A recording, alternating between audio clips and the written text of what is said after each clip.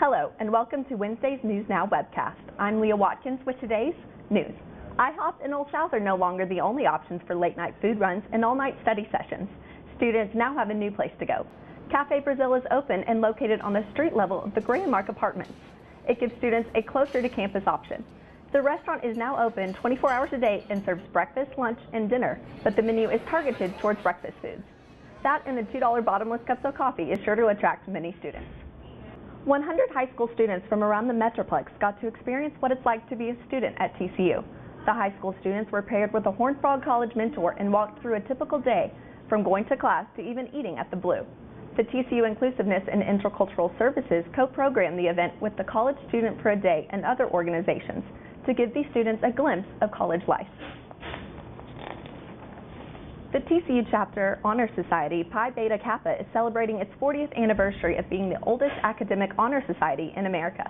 A celebratory event will be hosted tonight, and Homer Erickson, the Dean of the Neely School of Business, is set to speak. Erickson, a former Horned Frog of 1974 and Pi Beta Kappa member himself, will speak on the value of a liberal arts education. Number 4 TCU baseball shut out Baylor yesterday in Waco 2-0.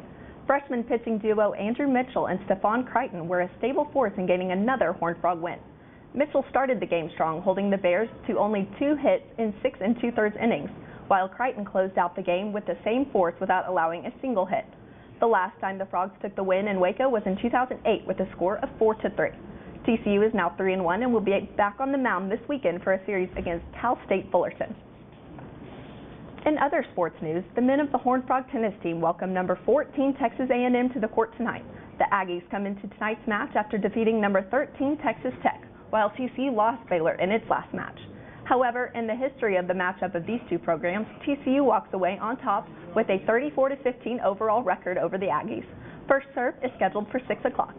Those are today's top stories. I'm Leah Watkins, and thank you for joining me.